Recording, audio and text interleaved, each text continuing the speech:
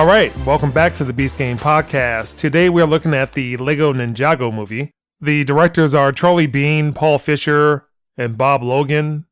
There's a ton of writing credits, and it's very weird about how many people have writing contributions to this. Bob Logan, Paul Fisher, William Wheeler, Tom Wheeler, Jarrett Stern, John Whittington, and also another 4 credits for the writing. That makes it about 10 people. It stars Dave Franco, Jackie Chan, and Justin Theroux. And the synopsis is, shunned by everyone for being the son of a warlord, a teenager seeks to defeat him with the help of his fellow ninjas. So Ty, what did you think of Lego Ninjago? I actually liked it. Found it quite enjoyable. Thought it started off really well. Pretty fast-paced, action-packed, kind of grabbed you, drew you into the movie. Act 2, it kind of slowed down a little bit, just like the previous 2 did as well. But unlike the previous 2, it didn't droll on as long. So it seemed like it was a little bit faster, like a little bit short of a film. So by the time I got to like Act 3, picked back up, kind of closed it out pretty well. I did not like this as much as I thought I would, because I like the other films, but I felt like the first third dragged on a bit, mainly because it was just Lloyd talking about his daddy issues, kind of holding down the movie. I also felt that it could have been shorter. These Lego movies all have the same comedy, and it worked in the other movies and not for this one, so I didn't really find this one as funny as it could have been. Also, the story is somewhat similar to the Batman movie.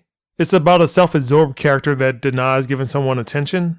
So I felt it was the same thing because in the Batman movie, Joker and Robin want attention from Batman, and he doesn't give it to them. And ultimately, the movie's just basically about daddy issues, love, and acceptance. All 3 movies have some kind of like father-son undertoning message to them. Because even the first one, where it's the son who was trying to play with the father's toys, and the father was too stringent and strict, as far as the super glue and the Craggle and all that kind of stuff. So I personally thought the movie was a little bit shorter than the previous 2. Like with the first 2 movies, they were entertaining. Like the first one was new, different, it was unique. But I actually found myself falling asleep in the first one because I thought it kind of like just dragged on too long. Batman, because I'm a Batman fan, same thing too. Started off really well. I enjoyed it, but again, it was just too long. It was kind of like drolling on with them going to, I think it was the Phantom Zone, I believe it was, and all that good stuff there. They're coming back and they're fighting on the volcano. It just kind of dragged on. Again, I fell asleep in the movie on that one. Yeah, that Batman movie, the second half of it is not as strong as the first half. Exactly. I mean, I like it because of like Batman. There's a different storyline, it's a different concept, different way to actually portray Batman. So it's pretty cool. This one, to me, I didn't fall asleep. I was actually like up watching it. By the time I actually kind of got to the point where most Lego movies, it kind of started to drag on. By the time I got to there, it kind of picked back up and it was starting to close it out. It didn't last as long. I just felt like the story was a little flimsy. It's just the point where they have to go on a journey to go grab something in order to solve the problem. Didn't really serve the movie well, and it became Captain Planet. Yeah. And it started off as Pacific Rim and Voltron Power Rangers. Yeah. It almost seems like they've got a formula, and I mean, at the end of the day, it's about making money. They realize, hey, the first one did really well. Lego Batman did well. So it's like, continue the process, continue the formula, just keep digging into that well until it gets bone dry. Like what you said, you were expecting more from the movie. And I think that's kind of where it's like, I liked it more because I was expecting less from the movie. I was even at a concession stand talking to another parent, and I was like, I'm okay with missing part of the movie because I wasn't expecting much from Ninjago. Because like I didn't follow Ninjago. I don't know much about Ninjago. I don't know what I'm getting into and all that kind of stuff. The concept, all that kind of stuff. I was excited to see the movie. Yeah, I wasn't expecting a lot from it. The Lego Batman movie came out earlier this year, and it seems just a little too much. It's too close. If Lego Ninjago came out next year, had some time to. Yeah, but it's like that Batman movie's fresh in my mind. Gotcha. You got a formula. They know it works. Kids are going to want to go see it because it's Lego and it's animated.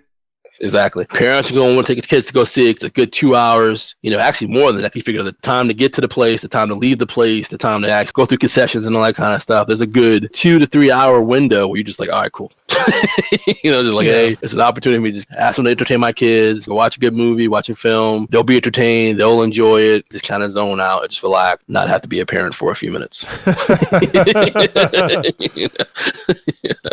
All right. So let's move on. So if you had to rank all 3 of the Lego movies, which one would be first, second, and third? Lego Movie, Batman, and Ninjago. It would be a battle between Batman and Ninjago, and then Lego Movie would be on the back end of that. For me, it would be Batman, the Lego Movie, and then this movie. The formula is just getting pretty weak to me. So what score would you give Lego Ninjago? I'd probably put Lego Ninjago around like 7.5. I thought it started off really well. That kind of makes me put it up there. I could go either way with Ninjago or Batman being the front runner. I'm going to give this a 5. I felt that it was a little too high level for kids just because of the issues that are going on between families. And I'm also not a fan of movies where the parents are idiots or the parents don't listen to the children. I know that happens, but I just felt that it's a little too much for this movie. That's a problem with a lot of kids shows, and this movie is just built around it. Mm-hmm. And also, like, Jackie Chan was kind of pointless in this movie. But I think Jackie Chan's getting to a point where in his career, it's just more along by cameos. Yeah. His voice, his cameo is just, hey, it's like, I'm Jackie Chan. You know who I am. I'm just going to use my star power to kind of bring some clout to the film. It seems a little redundant because he's also in the Kung Fu Panda movies. Yeah. The payday. Yeah.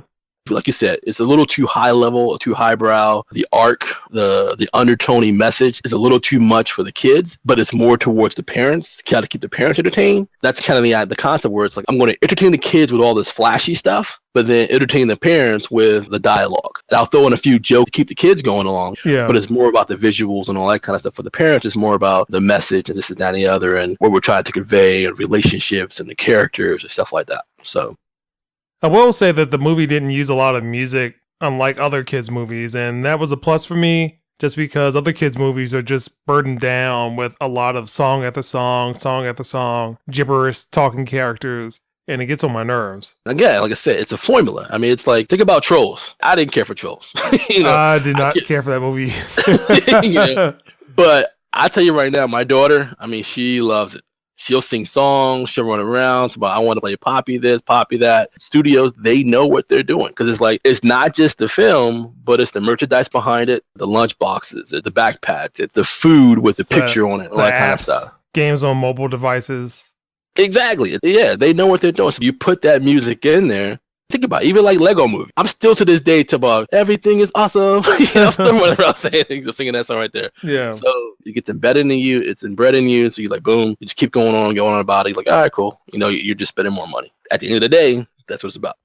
All right. So that's the Beast Game Podcast. You can find more of our podcasts at beastgame.com, iTunes, Google Play, Stitcher, TuneIn, iHeartRadio, Twitter, Facebook, and YouTube.